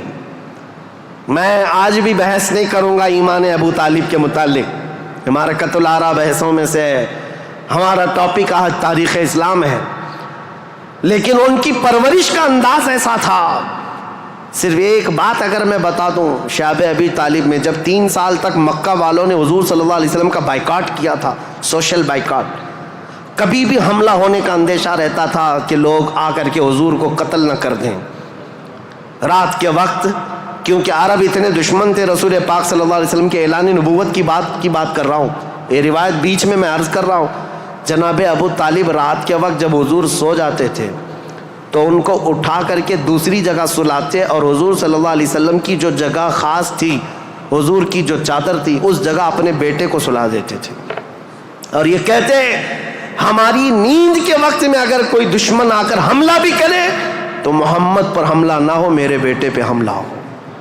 یہ کمال کی شفقت کے ساتھ انہوں نے پرورش کی ہے رسول اللہ صلی اللہ علیہ وسلم۔ جب آپ کی عمر پاک 12 سال کی تھی حضور اکرم صلی اللہ علیہ وسلم کی، جناب ابو طالب کے ساتھ آپ تجارت کے لیے نکلے ملک شام، کیونکہ خاندانی مشغلہ تھا تجارت، ابو طالب ساتھ میں لے کر کے گئے. یہ وہ ٹرننگ پوائنٹ ہے تاریخ کا کہ بیچ راستے میں ایک بحیرہ راہب، ایک عیسائی پادری تھا، جہاں پر یہ قافلہ رکا تھا. بحیرہ راہب نے دیکھ کر کے ہی کہا ھذا سید المرسلین، یہ رسولوں کا سردار آیا ہے. عیسائیوں نے پوچھا تمہیں کیسے پتا؟ کہا میں نے ان کو دیکھا، یہ 12 سال کی عمر کے، جب یہ آ رہے تھے رات کے وقت پہاڑوں کے اوپر سے اتر رہے تھے، میں نے دیکھا کہ سارے پہاڑ سارے جتنے بھی درخت ہیں وہ اس 12 سالہ لڑکے کے لیے سجدے میں گرے ہوئے ہیں. اور میں نے دیکھا کہ دن میں یہ جب چلتے ہیں تو سورج کی روشنی ان پر نہیں پڑتی، بادل کا ایک سایہ ان کے اوپر سایہ بنائے ہوئے چلتا ہے، بادل کا ایک ٹکڑا سایہ بنائے ہوئے چلتا ہے. یہ بحیرہ راہب نے ابو طالب کو بلا کر پوچھا یہ کون ہے؟ کہا میرا بھتیجا ہے. کہا میری ایک بات سن لو، اچھا ہوگا کہ تم ان کو ملک شام مت لے جانا، وہاں یہودی ہیں، وہ ان کے قتل کے در پہ ہو جائیں گے، کیونکہ وہ اس انتظار میں ہیں کہ آخری نبی ان کے خاندان میں پیدا ہوگا. یہ تو تمہارے خاندان کا نصیبہ ہے، اگر تم لے جاؤ گے تو یہودی قتل کر ڈالیں گے، تم یہیں سے ان کو واپس مکہ لے جاؤ. جناب ابو طالب گھبرا گئے، ڈر گئے. کہا کہ میں اپنے اس بھتیجے کو ملک شام نہیں لے جاؤں گا. بیچ راستے سے ہی رسول پاک صلی اللہ تعالیٰ علیہ وسلم کو لے کر وہ مکہ واپس آئے. یہ وہ بشارت تھی، 40 سال کے بعد حضور نے اپنی نبوت کا اعلان فرمایا، لیکن خبریں تو 12 سال سے ہی مشہور ہو چکی تھیں، خبریں ہو چکی تھیں. بحیرہ راہب نے یہ کہا. اس کے بعد حضور پاک صلی اللہ تعالیٰ علیہ وسلم تجارت کو اپناتے رہے. جب آپ کی عمر پاک 25 سال کی تھی تو مکہ مکرمہ کی ایک معزز خاتون، بڑی مالدار خاتون تھی، حضرت خدیجہ، جن کے 2 شوہروں کا انتقال ہو چکا تھا. اب وہ کسی سے شادی کرنے کے موڈ میں کبھی نہیں تھیں، لیکن وہ بڑی مالدار تھیں. انہوں نے اپنا مال تجارت کسی کو دے کر کے انویسٹ کروا کر کے تجارت کرواتی تھیں. جب ان کو پتہ چلا محمد صلی اللہ علیہ وسلم بڑے امانت دار ہیں، بڑے ہی دیانت دار ہیں، تو اپنا مال ان کو دیا اور کہا کہ تم تجارت کرو اور نفع کما کر کے لے آؤ. رسول پاک صلی اللہ علیہ وسلم ان کا مال تجارت لے کر ملک شام گئے اور اتنا نفع ہوا اس مال میں. واپس جب آ رہے تھے تو حضرت خدیجہ کا ایک غلام میسرہ تھا. حضرت خدیجہ نے کہا تھا میسرہ تم ہمیشہ محمد پر نظر رکھنا، دیکھتے رہنا یہ کیسی کیسی تجارت کرتے ہیں، کتنا نفع کرتے ہیں. اسی لیے نہیں کہ خرد برد ہوگا، اس لیے کہ مدد کے طور پر. جب یہ قافلہ واپس مکہ آ رہا تھا، اب پھر ٹرننگ پوائنٹ ہے یہاں پر. حضرت خدیجہ اپنے گھر کے بالا خانے پر بیٹھ کر کے اپنا نفع شدہ قافلہ جو مکہ میں داخل ہو رہا ہے اس کو دیکھنے کے لیے بیٹھی ہوئی تھی. بڑا گھر تھا، بڑا محل تھا. جب وہ اوپر سے نظارہ کر رہی تھی، وہیں سے دیکھ کر کے وہ گرویدہ ہو گئی کہ اتنی دور سے دیکھ رہی تھی، قافلہ صاف نظر نہیں آ رہا تھا، لیکن چہرہ محمد سب سے زیادہ چمکتا ہوا نظر آ رہا ہے. حضرت خدیجہ کہتی ہے میں نے چاند کو بھی اتنا تیزی سے چمکتے نہیں دیکھا جس طرح ملک شام سے یہ لوٹتا ہوا قافلہ محمد کا چمکتا ہوا چہرہ لے کر آ رہا تھا. حضرت خدیجہ کہتی ہیں عجیب حالت تھی، قافلہ تو تجارت کر کے آ رہا ہے، لیکن میں نے دیکھا اس قافلے کے اوپر جو دھوپ کا وقت ہے اس وقت آسمان کا ایک ٹکڑا، بادل کا ایک ٹکڑا سایہ بن کر کے چلتا ہوا آ رہا ہے. جس طرف محمد جا رہا ہے اس طرف وہ ٹکڑا بھی چلتا جا رہا ہے. آگے پیچھے نہ جانے کون سی مخلوق چل رہی تھی. حضرت خدیجہ کا دل یہیں سے بے قرار ہوا. ملک شام سے تجارت کر کے واپس آنے کے بعد، جبکہ حضرت خدیجہ کی 2 شادیاں آلریڈی ہو چکی تھی، انتقال ہو چکے ان کے شوہروں کے، 40 سال کی عمر ہو چکی تھی، شادی کرنے کا کوئی خیال نہیں تھا. لیکن حضور پاک کے چہرے پاک کو دیکھنے کے بعد، ان کی خصوصیات دیکھنے کے بعد، نفع لیتے ہی آپ نے پیغام بھیج دیا محمد صلی اللہ تعالیٰ علیہ وسلم سے. کہا کیا آپ مجھ سے نکاح کرنا چاہیں؟ وہ روح محمد صلی اللہ تعالیٰ علیہ وسلم کی گرویدہ خاتون، ان کا پیغام پہنچتے ہی رسول پاک صلی اللہ تعالیٰ علیہ وسلم نے خود سے قبول نہیں کیا، اپنے چچاؤں اور پھوپھیوں کے درمیان اس مسئلے کو رکھا. جناب ابو طالب تھے، سارے پھوپھیاں اور چچا بیٹھے، ان کے سامنے رکھا کہ حضرت خدیجہ کے پیغام نکاح آیا ہوا ہے. سارے لوگوں نے کہا تمہیں پتہ ہے خدیجہ پورے مکہ میں طاہرہ کے نام سے جانی جاتی ہیں، سب سے پاکیزہ خاتون۔ عزت تو ایسی تھی کہ ادنا سے ادنا آدمی بھی اور اونچا سے اونچا آدمی بھی حضرت خدیجہ کی طرف چہرہ اٹھا کر نہیں دیکھتا، ان کی عزت بڑی تھی۔ کہا کہ اگر محمد تمہارے لیے ان کی طرف سے پیغام آیا ہے تو قبول کر لو۔ رسول پاک صلی اللہ تعالیٰ علیہ وسلم نے جواب بھیجا کہ مجھے بتایا گیا ہے کہ مکہ میں سب سے شریف خاتون اگر کوئی ہے تو خدیجہ کا نام ہے۔ میرے عزیزو، خاتون شریف کیوں نہ ہوگی؟ اس لیے کہ جس کے پیٹ سے پیدا ہونے والی بیٹی فاطمہ الزہرا ہو، سیدہ کائنات ہو، تو پھر ماں کا عالم کیا ہو سکتا ہے؟ اللہ کریم نے یہ انتخاب فرمایا تھا۔ رسول کریم صلی اللہ تعالیٰ علیہ وسلم نے اس نکاح کو دل و جان سے پسند کیا۔ نکاح کی تقریب ہوئی۔ نکاح کی تقریب میں جناب ابو طالب اور حضور کے سارے چچا اور پھوپھیاں بھی شریک ہوئے۔ خطبہ نکاح کا خطبہ جناب ابو طالب نے پڑھا تھا۔ وہ خطبہ آج بھی موجود ہے جو میرے آقا صلی اللہ تعالیٰ علیہ وسلم کے پہلے نکاح میں خطبہ ہوا تھا۔ اس خطبے کے بعد نکاح مقرر ہونے کے بعد رسول کریم صلی اللہ تعالیٰ علیہ وسلم کی یہ شریک حیات، یہ رفیق حیات، یہ محبوب رب العالمین سیدہ خدیجہ حضور کی ایسی وفا شعار خاتون بن کر کے رہی کہ اللہ کی قسم آج بھی پوری روئے زمین پر جو میرے آقا کی اولاد سادات کے نام سے جانی جاتی ہیں وہ کہیں اور نہیں، وہ خدیجہ کی بیٹ سے پیدا ہونے والی اولاد ہے۔ حضرت خدیجہ کے بطن سے میرے آقا کی 6 اولاد ہوئیں، 3 بیٹے اور 3 بیٹیاں۔ رسول کریم صلی اللہ تعالیٰ علیہ وسلم کی 6 اولاد کی ماں حضرت خدیجہ ہیں۔ یہ بڑی الفت و محبت کی زندگی گزری ہے میرے آقا صلی اللہ علیہ وسلم کی، لیکن جب میرے آقا کی عمر پاک 50 سال کی ہوئی اور حضرت خدیجہ کی عمر اس وقت تقریباً آپ اندازہ کر سکتے ہیں 25 سال زیادہ تھی، 75 سال کی خاتون تھی۔ 75 سال کی خاتون، اللہ اکبر، 75 سال کی خاتون کس کو کہتے ہیں؟ عمر کا وہ پڑاؤ جس میں بوڑھا اپنے اعضاء سے مجبور ہو جاتا ہے اور اس کے پٹھے جواب دے جاتے ہیں، چلنا پھرنا دوبھر ہو جاتا ہے۔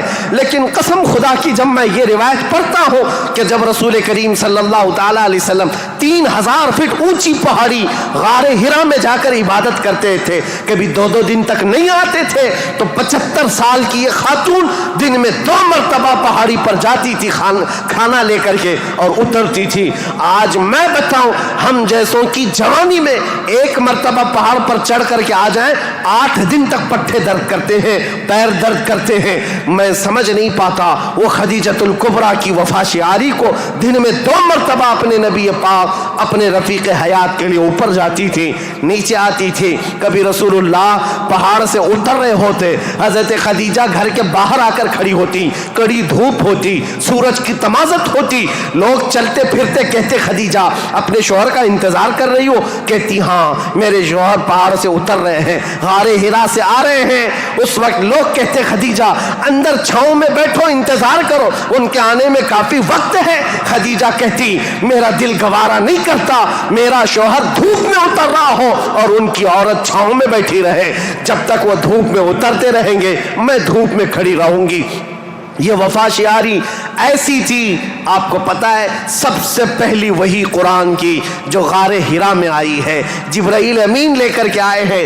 اسلام کی تاریخ میں اگر یہ نہ بتائیں تو ابتدا ہی نہ ہوگی، کیونکہ رسول اللہ صلی اللہ تعالیٰ علیہ وسلم جب 40 سال کی عمر میں تھے، غار ہرا میں جا کر عبادت کرتے، جبرائیل امین آئے قرآن کی آیتیں لے کر اور حضور سے کہا اقرا۔ حضور نے کہا ما انا بقاری، میں نہیں پڑھوں گا۔ وہ کہتے تھے پڑھو، حضور کہتے میں نہیں پڑھوں گا، سینے سے سینہ لگا کر دبوچتے تھے۔ 3 مرتبہ ہوا، 4تھی مرتبہ کہا اقرا بسم ربک الذی خلق، پڑھو اس رب کے نام سے جس نے پیدا کیا ہے۔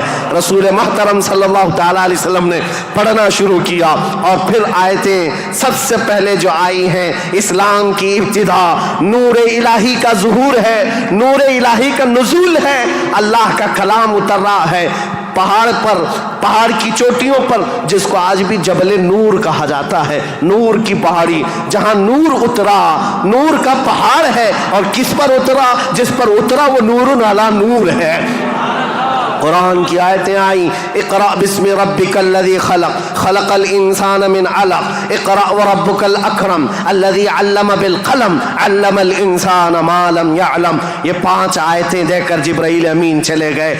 رسول پاک صلی اللہ تعالیٰ علیہ وسلم پر جو وحی آئی تھی اس کا اثر ایسا تھا، سخت ٹھنڈیوں کے دن تھے، موٹے موٹے پسینے کے بوند پیشانی سے نکلتے تھے. جب رسول پاک تشریف لائے پہلا واقعہ دیکھا تھا حضور نے، پہلا واقعہ تھا جبرائیل امین اس طرح آیتیں لے کر آئے. یہ آیتیں اترنا آسان بات نہیں. قرآن خود کہتا ہے، میرا مولا فرماتا ہے اگر ہم یہ پہاڑوں پر اتار دیتے پہاڑ ریزہ ریزہ ہو جاتے، ٹکڑے ٹکڑے ہو جاتے، لیکن قلب مصطفیٰ نے اس کا بوجھ اٹھا لیا ہے. رسول اللہ کے دل نے اس امانت کو اٹھایا تھا، لیکن چل کر کے دنیا کا وہ پہلا انسان، دنیا کی وہ پہلی شخصیت ہے جس کو قرآن سنایا میرے آقا نے، وہ کوئی اور نہیں، ام المومنین سیدہ خدیجۃ الکبریٰ ہے. آئے رسول پاک صلی اللہ تعالیٰ علیہ وسلم، گھر آتے ہی فرمایا میرے پاس ایک فرشتہ آیا، سینے سے سینے لگایا اور اس نے یہ آیتیں اللہ کی طرف سے سنائی، مجھے کمبل اڑاؤ، زمیلونی زمیلونی، بار بار کہتے مجھے کمبل اڑاؤ، سخت ٹھنڈیاں لگ رہی ہیں. سیدہ خدیجۃ الکبریٰ کی باتیں یاد رکھو، تاریخ میں آج بھی لکھی ہوئی ہیں. ڈھارس بندھانے والی، تسلی دینے والی، حوصلہ دینے والی خاتون ہو تو زندگی کمال کی ہے. عزیزان گرامی کہتی ہیں اے محمد عربی صلی اللہ تعالیٰ علیہ وسلم، اے اللہ کے رسول، آپ یتیموں کا بوجھ اٹھاتے ہیں، آپ بیواؤں کی مدد کرتے ہیں، آپ کمزوروں کا ہاتھ پکڑتے ہیں، آپ کے ساتھ کبھی برا ہو ہی نہیں سکتا. یہ جو اترا ہے وہ آپ کی بھلائی کے لیے ہے. ان قریب آپ دیکھیں گے زمین و آسمان کی ساری چیزیں اللہ تعالیٰ آپ کے لیے مسخر فرما دے گا. یہ خدیجۃ الکبریٰ رضی اللہ تعالیٰ عنہ کی حوصلہ افزائیاں تھی. یہاں سے میرے آقا صلی اللہ تعالیٰ علیہ وسلم پھر مکہ تشریف لائے، اور آپ کو پتہ ہے سب سے پہلے مکہ مکرمہ میں اب تاریخ اسلام کی شروعات ہے.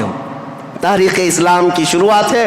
اسلام کی تاریخ سے پہلے میں نے اتنا بیک گراؤنڈ بتا دیا، تاریخ بتا دی، حالات بتا دیے، سیاسی حالات، مذہبی حالات، اخلاقی حالات. اب جو شروعات ہوئی وہ کہاں سے؟ غار حرا سے شروعات ہوئی. اور اس کے بعد سب سے پہلے گھر آئے میرے آقا، اور سب سے پہلا مسلمان جو اسلام میں داخل ہوتا ہے وہ کوئی اور نہیں، ام المومنین خدیجۃ الکبریٰ.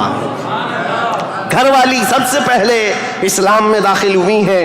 روایتوں کی تطبیق کے اعتبار سے الگ الگ مفسرین محدثین نے بیان کیے ہیں. سب سے پہلے اسلام لانے والوں میں صدیق اکبر بھی ہیں، مولا کائنات بھی ہیں، اور حضرت خدیجہ بھی ہیں، حضرت زید بھی ہیں، حضرت بلال بھی ہیں. سب کی کیٹیگری کے حساب سے ان کو اول درجے میں رکھا گیا. عورتوں میں سب سے پہلے حضرت خدیجہ، بچوں میں مولا کائنات. بہرحال سب سے پہلا جو اسلام شروع ہو رہا ہے وہ حضرت خدیجہ خود کے گھر سے رسول اللہ نے شروع فرمایا، اور اس کے بعد پھر مکہ والوں کو جمع فرمایا. مکہ کے سارے لوگ حضور کی بڑی عزت کرتے تھے، لوگ اپنی امانتیں حضور کے پاس رکھتے. آپ کا لقب تھا امین اور صادق. لوگ آپ کو امین کہہ کر پکارتے یا صادق کہہ کر پکارتے. اپنے مشوروں میں حضور کو دیکھتے تھے تو خوشیوں سے پھولے نہیں سماتے تھے. وہ کہتے کہ اگر محمد کسی مجلس میں بیٹھ جائے تو اللہ کی رحمت ہی رحمت ہے. اس وقت بھی عرب حضور صلی اللہ علیہ وسلم کا بڑا احترام کرتے، بڑی عزت کرتے. اس دن حضور نے جیسی دعوت دی پورا مکہ ٹوٹ پڑا، سب آ گئے. حضور نے سب سے پہلے ان سے سوال کیا، اے مکہ والو، اگر میں یہ کہوں اس پہاڑ کے پیچھے ایک فوج ہے جو تم پر حملہ کرنا چاہتی ہے تو تم کیا کہو گے اس بات پر؟ سارے لوگوں نے ایک آواز میں جواب دیا، اے محمد، آج تک آپ نے کبھی جھوٹ نہیں کہا ہے. اگر آپ یہ کہیں گے تو ہم صرف یقین ہی نہیں کریں گے بلکہ ہم تو اس فوج سے لڑنے کی تیاری بھی کریں گے. اتنا ہمیں یقین ہے آپ کی بات پر کہ ہم اس فوج سے لڑنے کی بھی تیاری کریں گے جس کے بارے میں آپ کہہ رہے ہیں پہاڑ کے پیچھے فوج ہے. رسول کریم صلی اللہ تعالیٰ علیہ وسلم نے فرمایا، تم جب میرے بارے میں اتنا یقین کا اعتقاد رکھتے ہو تو سنو، اب میں یہ نہیں کہنا چاہ رہا کہ اس پہاڑ کے پیچھے فوج ہے جو تم پر حملہ کرنا چاہتی ہے، بلکہ اب میں یہ کہتا ہوں، سنو غور سے، کہ میں اللہ کا نبی ہوں، آخری رسول ہوں، اور دین اسلام لے کر کے آیا ہوں. اللہ ایک ہے، اللہ کے علاوہ کسی کی عبادت نہیں کی جائے گی. کوئی خدا نہیں ہے سوائے اللہ کے۔ یہ پہلا جبل ابو قبیس کے قریب فاران کی چوٹیاں پہاڑی کے پاس میرے آقا نے صفا مروہ کے دامن میں مکہ والوں کو جمع کیا تھا۔ پہلی آواز میرے آقا کی زبان سے گونجی تھی، لا الہ الا اللہ محمد رسول اللہ۔ اب لوگوں کو دیکھنے کا وقت تھا۔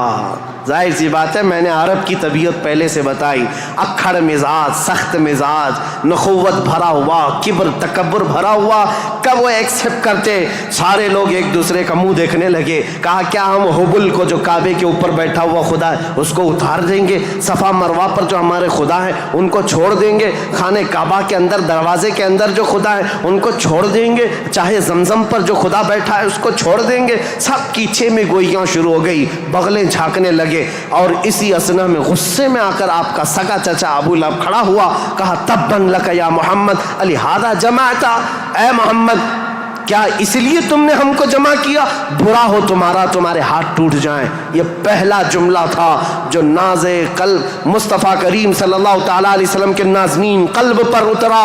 اس وقت تک کسی نے برا جملہ آپ کے لیے استعمال نہیں کیا تھا۔ پہلا برا جملہ استعمال کرنے والا ابو لہب تھا۔ نبی کریم صلی اللہ تعالیٰ علیہ وسلم کے خاطر پر، آپ کے قلب اقدس پر بوجھ گزرا، بار ہوا، تکلیف ہوئی۔ اللہ تعالیٰ نے پھر آیتیں اتاری، تبت یدا ابی لہب و تب، اے رسول آپ کے نہیں ابو لہب کے ہاتھ ٹوٹ جائیں، اس کا مال اسے کوئی فائدہ نہ دے۔ اللہ کریم دفاع کرتا رہا، ڈیفنس کرتا رہا۔ رسول کریم صلی اللہ تعالیٰ علیہ وسلم اس دعوت کو لے کر چل پڑے۔ پورا مجمع تھا مکہ کا، لیکن کوئی آگے اٹھ کر کھڑا نہیں ہوا کہ اے محمد ہم مانتے ہیں آپ کو اللہ کا رسول، آخری رسول، آپ جو دین لائے اس کو مانتے ہیں، آپ کا جو خدا ہے اس کو مانتے ہیں۔ نہیں، کوئی نہیں تھا۔ لیکن بات اتنی ہے، اس مجمع سے ابھی میرے آقا ہٹے نہیں تھے۔ 9 سال کا ایک بچہ حضور کے قریب آیا، پتلی پتلی ٹانگیں تھی، آنکھوں میں آشوب تھا، آنکھیں رس رہی تھیں، لال ہو چکی تھی۔ آیا اور قریب آ کر کہا، اے محمد عربی صلی اللہ علیہ وسلم، میں آپ کو اللہ کا حقیقی رسول تسلیم کرتا ہوں، آپ کا دین میں ایکسپٹ کرتا ہوں، خدا واحد کی میں عبادت کرتا ہوں۔ حضور اکرم صلی اللہ علیہ وسلم نے اس 9 سال کے بچے کو سینے سے لگایا اور دعا کی، مولا اس بچے کی ٹانگوں میں، اس کے بازوؤں میں تو طاقت عطا فرما اور اس کو دین کا عظیم سپاہی بنا۔ میرے آقا کی یہ دعا تھی۔ 9 سال کا وہ کمزور بچہ جو سب سے پہلے حضور کی دعوت پر لبیک کہا تھا، آج پوری دنیا شرق و غرب، شمال و جنوب میں اس کو اگر پکارتی ہے تو اسد اللہ الغالب، شیر خدا حیدر کرار کے نام سے جانتی ہے۔ اس کی طاقت کو کون جانے، اس کی طاقت کے قریب کون پہنچے؟ لا فتح الا علی، لا سیف الا ذوالفقار۔ اس حیدر کرار کو جو طاقت و قوت تھی، جو خیبر شکن ہے، پھاٹک کو اکھاڑ کر پھینک دینے والا، مرحب کے لوہے والے لباس پر تلوار کی ایک ضرب لگا دے تو اس کے سر سے لے کر سینے تک ٹکڑے کر دینے والی تلوار رکھنے والا، یہ طاقت کہیں اور سے نہیں، یہ دعائے مصطفیٰ سے ملی ہوئی ہے۔ میرے آقا صلی اللہ تعالیٰ علیہ وسلم کی اسلام کی تبلیغ کی شروعات یہاں سے ہوئی۔ اب اس کے بعد مکہ مکرمہ کے جو حالات تھے، سیرت مصطفیٰ کے بیان میں آپ نے تقریباً سن لیا ہے۔ تقریباً 13 سال میرے آقا نے مکہ مکرمہ میں تبلیغ فرمائی، مشقتیں اٹھائی، مصیبتیں برداشت کی، کئی صحابہ کی یہاں پر شہادتیں ہوئی۔ یہاں پر حضرت سمیہ کا قتل ہوا ہے، حضرت عمار بن یاسر کو یہاں پر مارا گیا، حضرت یاسر کو جلایا گیا، اور یہاں پر حضرت خبیب بن عدی، حضرت زید بن دسنا، حضرت خباب بن عرت، ان کے مسلے کیے گئے تھے، کان کاٹے گئے، ناک کاٹے گئے، ان کی زبانیں کاٹی گئی، ان کے ہاتھ پیر کاٹے گئے اور ان کو پھانسی پر چڑھایا گیا۔ یہ ساری تکلیفیں میرے آقا نے برداشت فرمائیں۔ 13 سال تک بلال حبشی کو تو پیروں میں رسی ڈال کر کے مکہ والے کھینچتے تھے، بدماش لڑکے پورے مکہ کی گلیوں میں گھماتے۔ ان کا آقا جو امیہ تھا وہ آپ کے سینے پر گرم سل رکھتا، گرم ریت پر آپ کو سلایا جاتا۔ آج کی زمین پر آج بھی آپ مکہ میں جائیں، دوپہر کے وقت 1 منٹ آپ بغیر چپل کے کھڑے ہو کر کے دکھا دیں، اللہ کی پناہ آپ کے پیروں میں چھالے نہ آئیں تو بات کرنا، آپ کے پیروں میں آبلے نہ پڑ جائیں تو مجھ سے کہنا، لیکن وہ بلال حبشی کو پورا دن گرم ریت پر سلایا جاتا، پیٹ گل گئی تھی اور ان کے پیٹ سے گوشت نکل کر کے چربی میں تبدیل ہو گیا، چربی نکل گئی تھی، ریڑھ کی ہڈی دکھتی تھی۔ یہ حضرت بلال کے ساتھ ہوئے۔ یہ باتیں اس لیے میں عرض کر رہا ہوں، ان ظالموں کو آج صرف حضور کی جنگیں نظر آتی ہیں۔ حضور پاک کے ساتھ مکہ والوں نے جو دہشت گردی کی تھی، جو آتنک مچایا تھا، وہ کیوں نہیں بیان کرتے؟ 13 سال تک تلوار نہیں اٹھائی، نہ تلوار اٹھانے کا حکم دیا، 13 سال برداشت کیے، سوشل بائیکاٹ بھی برداشت کیا، حضور نے پتے کھائے، چمڑے ابال کر کھائے، سب برداشت کیا، پھر ہجرت بھی کیا، اپنا وطن بھی چھوڑا، اب مدینہ طیبہ تشریف لے گئے۔ اب یہاں سے اسلامی حکومت کی اسٹیبلشمنٹ ہوتی ہے، بنیاد رکھی جاتی ہے، اور میرے دین کی بنیاد جہاں رکھی گئی وہ بہت بڑا کروڑوں کا بنایا ہوا پارلیمنٹ نہیں تھا، وہ کھجور کے چھالوں سے، کھجور کے پھڑ سے بنایا ہوا چھپر کا ایک چھوٹا سا گھرانہ جس کو مسجد نبوی کہا جاتا ہے، یہ مسلمانوں کا مرکز تھا، یہ پارلیمنٹ تھا میرے آقا کے۔ یہاں سے اسلام کی حکومت کا آغاز ہوتا ہے، یعنی اسٹیبلشمنٹ جو ہوئی۔ اب یہاں سے رسول اللہ صلی اللہ علیہ وسلم نے باضابطہ بادشاہوں کو اسلام کی تبلیغ دی، لوگ جوک در جوک اسلام لاتے رہے، اور اس کے بعد اسلامی فتوحات بھی ہوئیں، غزوات ہوئے، جنگیں ہوئیں۔ نبی کریم صلی اللہ تعالیٰ علیہ وسلم کا یہ جو مدنی دور ہے حضور کا، یہ بڑے سنہرے ابواب میں لکھا گیا۔ وہ ہجرت کا 8واں سال تھا۔ انشاءاللہ العزیز کل میں حضور اکرم صلی اللہ علیہ وسلم کے مدنی دور کے آخری حالات اور پھر حکومت کا جو اسٹیبلشمنٹ ہے اور اس کے بعد خلافت کا آغاز، جو خلافت کی تاریخ ہے، کیسے خلافت قائم ہوئی، کس طرح سے خلافت کے لیے معاملات آئے، انشاءاللہ تاریخ اسلام کی آگے کی اور بنیادیں آپ کے سامنے رکھیں گے۔ اور پھر میں آخر میں یہی کہوں گا، میرے آقا کا میں نے ذکر کیا ہے، ہماری ہمت اب جواب دے رہی ہے، پسینے آ گئے، تھک گئے ہیں، سن کر کے ہو سکتا ہے کوئی نہ تھکے، بول کر کے میں نہ تھکتا ہوں، لیکن بات طبیعتوں کی تقاضے کی ہے۔ حضور کا ذکر ایسا ہے، میرے آقا کا ذکر ایسا ہے، جس پر کل میں نے جو شعر کہا تھا وہی آج کہتا ہوں، جو کچھ بیاں ہوا وہ آغاز باب تھا، یہ قصہ لطیف ابھی ناتمام ہے، لیکن رضا نے ختم سخن اس پہ کر دیا، خالق کا بندہ خلق کا آقا کہوں تجھے۔ وآخر دعوانا الحمدللہ رب العالمین۔ السلام علیکم۔